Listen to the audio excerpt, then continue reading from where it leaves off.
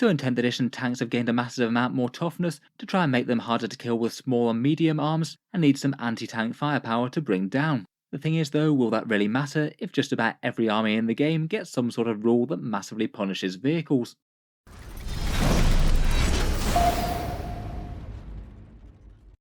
Hello and welcome back to Warspets Tactics, where today I just wanted to touch on another trend that I think we've been seeing throughout the 10th edition faction previews as Games Workshop slowly lifts the lid on the armies that you'll be able to play in the new edition of the game. Today I wanted to talk about one common trend that we seem to have been seeing with these previews. In the way that it shakes out so far, just about every army that we've seen gets some sort of massive rule that is particularly good at tank hunting and can apply it to weapons that aren't normally that good at killing tanks. As mentioned at the start, vehicles in 10th edition have been receiving increased toughness. Things like common vehicles like Rhinos to Repulsors will have things like toughness 9 to toughness 12, and big super heavies seem to be getting toughness 13 or 14. The idea behind this, from what Games Workshop has been saying, is that they want a bit more focus on actual anti-tank weapons to take down tanks, and aiming not to spam them to death with just bunches of high AP small arms or medium strength weapons like overcharged plasma. Through these faction previews, Games Workshop seems to have been focusing on a fair few big strong anti-tank weapons, showcasing things like the Necron Doomsday Cannon and the Imperial Guard Volcano Cannon. Some of those have got boosted stats, some of them have got side grades or worse, but in general these aren't really the guns that I want to talk about today. These are the things that are in theory supposed to be good at killing vehicles, so if they're good at tanks, that's exactly what they're supposed to do. What I wanted to touch on is that it seems that just about every faction has other ways to deal with hard targets that don't tend to rely on the raw strength of anti-tank weapons.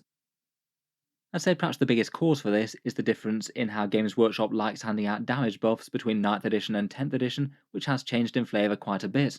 In 9th edition, typically a lot of the boost that you get to your damage would often be reroll 1s to hit or reroll 1s to wound, or things like full rerolls to hit or a +1 to hit. The common thing about all of those is that they tend to be kind of flat damage increases.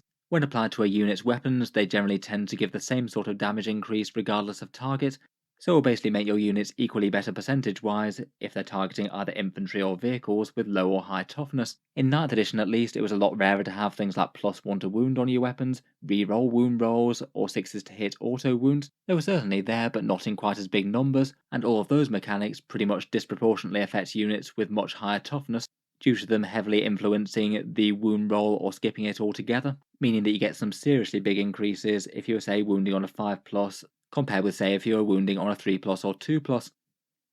In 10th edition though, that really seems to have changed about quite a lot, and I'm kind of surprised at just how consistent it's been at just about all of the factions in the game having really easy access to something that disproportionately punishes vehicles.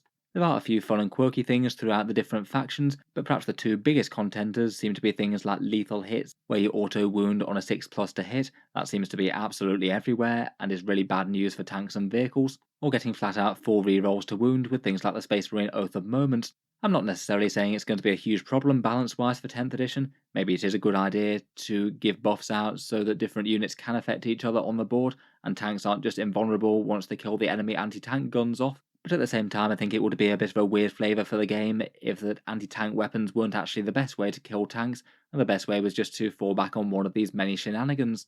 Against a lot of factions, it just feels like your tough targets are perhaps more likely to get undone by one of their many gamey off-board mechanics, as opposed to some crackling las cannons or bright lance shots. Going through the factions one by one then, and out of the 12 that we've had previewed at time of recording, I'd argue that about 10 of them have a meaningful rule baked into their core mechanics that really punishes hard targets. Out of those, basically 4 of them can have pretty much army-wide lethal hits activated in various different ways, and 2 of them have lethal hits on one of their most important weapon classes.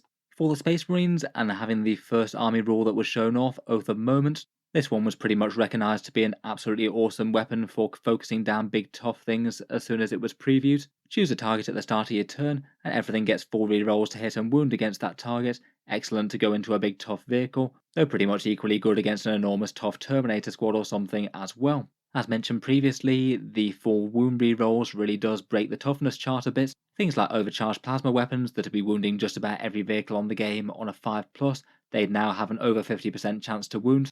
That means effectively, under the buff of this rule, if you were targeting a toughness 12 vehicle, you'd kind of effectively have a strength on those guns of over 12 if that's the way that you wanted to look at it. I'm sure Space Marine armies will play in different ways, but if you did have Guilliman along, then you could potentially get this twice per turn, eliminate 2 really big threats with maximally efficient firepower. And it looks like they've also got pretty easy access to lethal hits as well. Plenty of those Primaris Lieutenants going around that can join different squads, also wounding on a hit roll of a 6, which again will mean that bolters and mid-strength weapons have a lot more effectiveness against the hard targets. Lethal hits combos really quite nicely with Oath as well, as it means that you can reroll everything that isn't a 6 as well, fish for more 6s, and get more auto wounds on the enemy. For the Tyranids, their faction rule has them covered. If you're playing against an army that's heavy in vehicles, then you take the Hyper Aggression adaptation. This one just is flat out army-wide lethal hits on anything targeting monsters or vehicles.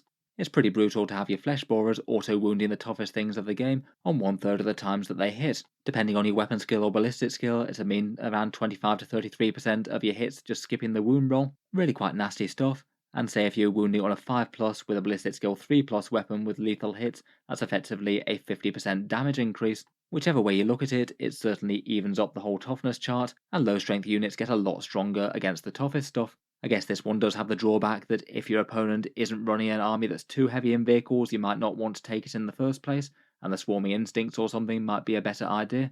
It does seem really quite solid against the toughest armies though.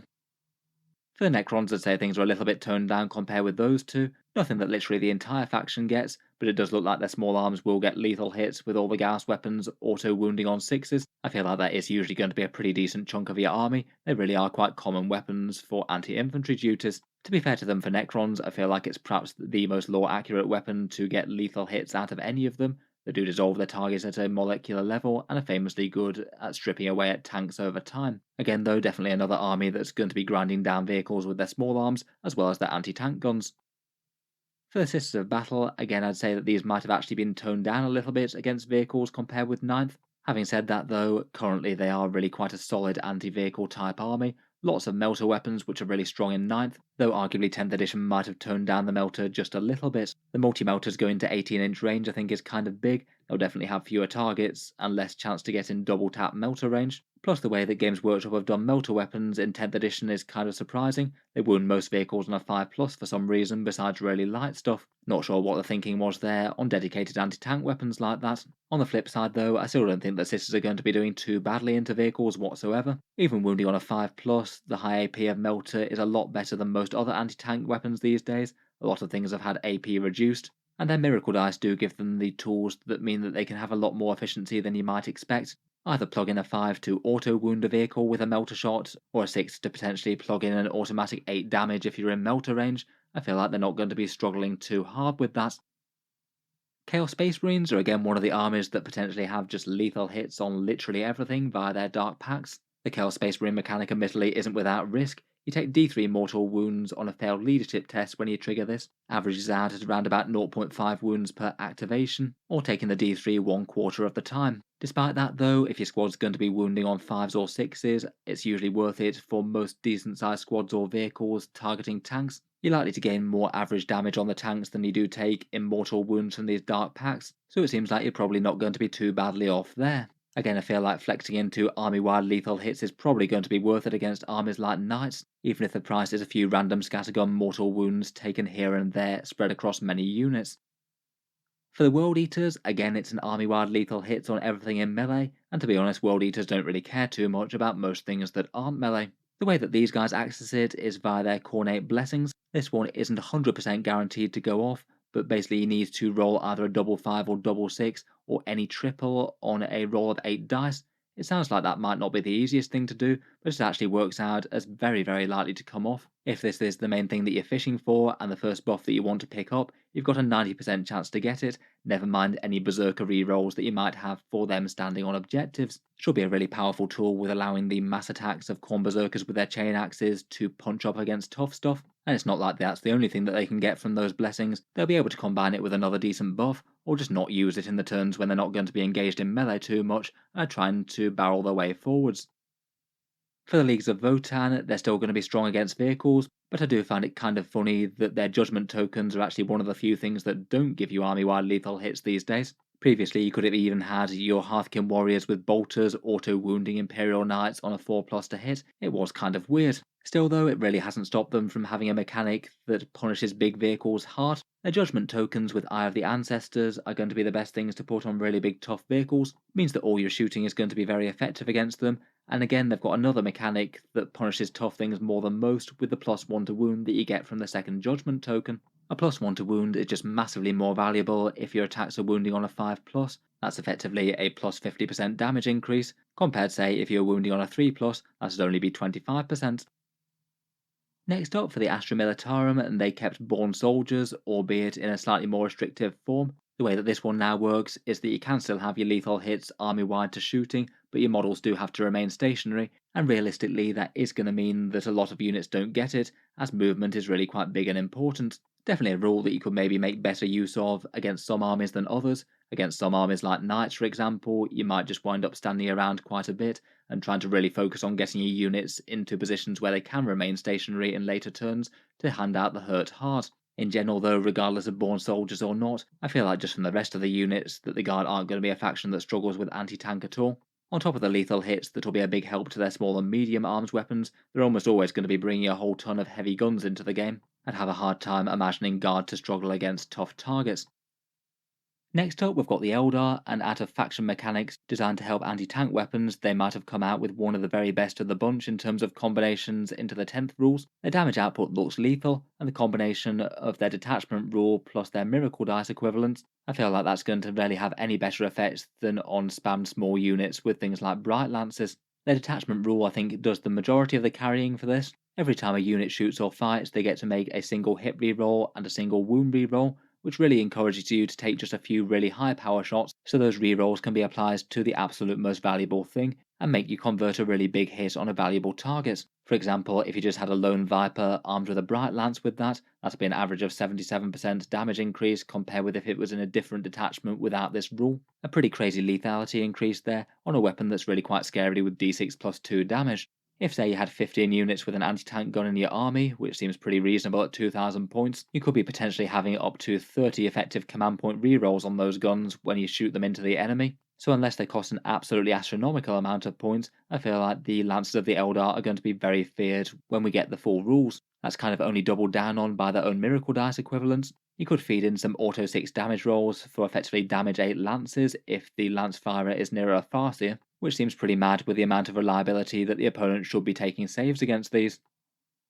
The Death Guard are kind of similar to the Necrons, maybe not getting a particularly effective faction-wide rule against tanks. The -1 toughness I don't think is actually going to matter all that much given that the toughness values are so high now. But what's kind of surprising is that all of their plague weapons gain lethal hits, so it actually makes them particularly effective against big tough tanks and vehicles now. Just strikes me as a little bit odd, as I feel like in general you'd think that they'd be a bit more effective against infantry than tanks, or at least equally effective, even if they're going for some sort of rust plague like their Ferric Blight. Previously it was just reroll wound rolls of 1 for plague weapons, relatively good against everything more or less equally. But again it means as with the Necrons, a huge amount of their guns will also get lethal hits on them as well, so they should be able to solidly chip away at tanks with small arms, never mind their actual anti-tank guns like some entropy cannons, or perhaps whatever Mortarion can do in combat. Again, maybe not the worst thing in the world though. I feel like having a whole bunch of low strength weapons grind away at tanks and vehicles might be quite cool for the whole war attrition feel, and that is very Death Guard.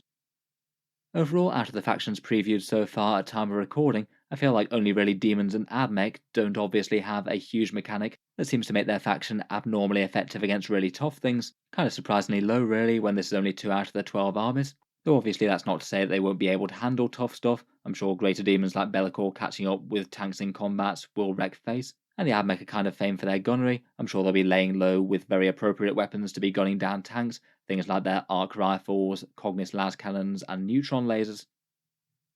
Overall, certainly not trying to make any sort of grand point with this, I just thought it was surprising that so many units have surprising abilities to wound things like toughness 12 stuff much easier than you might expect. It'll be interesting to see where the actual majority of anti-tank damage comes from in 10th edition, whether it is actually going to be a lot more dedicated to proper anti-tank guns, or whether or not it's still going to be factions firing off a bunch of mid-strength firepower like damage to plasma, and relying on shenanigans to get around that problematic toughness chart. As always with these previews, it definitely doesn't mean that vehicles will be weak in 10th or anything like that. We've not seen any points cost yet, and outside of these funky rules which not every faction can actually put down all the time, they still are going to be a lot tougher against a lot of small and medium firepower compared with what they were before. Still could be super strong, super weak, or hopefully somewhere in the middle, only time will tell. Let me know your thoughts on all this though. What do you make of the sheer amount of lethal hits and other wound roll manipulations that we've seen in the previews so far? Look forward to hearing your thoughts down in the comments below. If you've enjoyed the video, then feel free to subscribe to Auspex Tactics, where I'll certainly keep the regular 40k videos coming. I do tend to post new ones just about every day. Finally, if you have been enjoying all the videos on the channel, I would just like to mention that Auspex Tactics does have a Patreon page as well, and you can find that linked in the video description below if you'd like to help support. Channel patrons do get a fair few advantages, seeing certain videos early, regular votes to see what sort of things happen next on the channel, and automatic entry into the regular prize giveaways with a chance to win some really big model kits each month. If any of that sounds good to you, or you'd just like to help support, the link is down in the video description. In any case, an enormous thank you for listening, and I'll hope to see you guys next time.